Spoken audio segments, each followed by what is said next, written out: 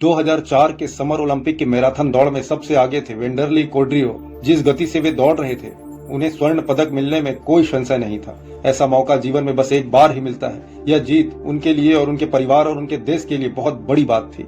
वो finishing line पर पहुंचने ही वाले थे कि दर्शकों में से एक व्यक्ति ने उनके सामने आकर उनका रास्ता रोक दिया। उस व्यक्ति ने हजारों लोगों के सामने इरादतन उस पर हमला किया था और वेंडरली के दौड़ने की गति में अवरोध हो गया।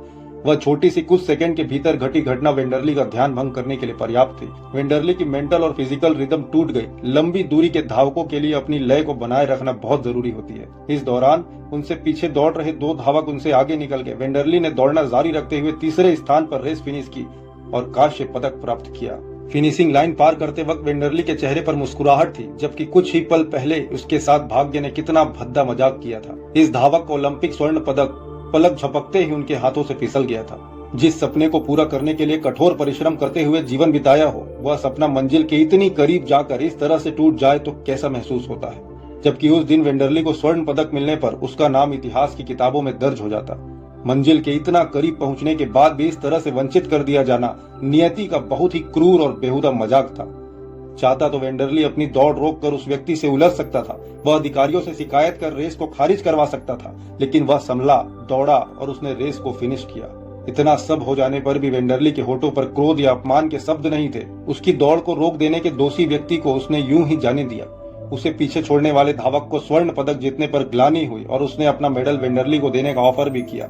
इस पर वेंडरली ने कहा, मैं अपने मेडल से खुश हूँ। यह कांसे का है, लेकिन मेरे लिए सोने के समान है।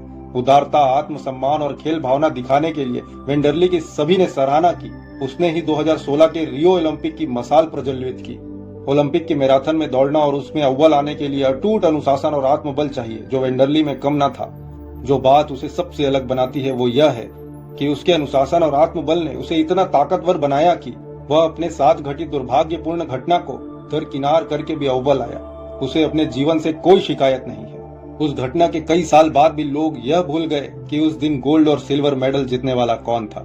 लोग आज भी उस दिन के ब्रांज मेडल विजेता को याद रखते हैं। यदि आपको ये वीडियो पसंद आया हो तो YouTube में अखिल देवांगन लाइफ कोच करके सर्च कीजिए और चैनल को सब्सक्राइब कीजिए।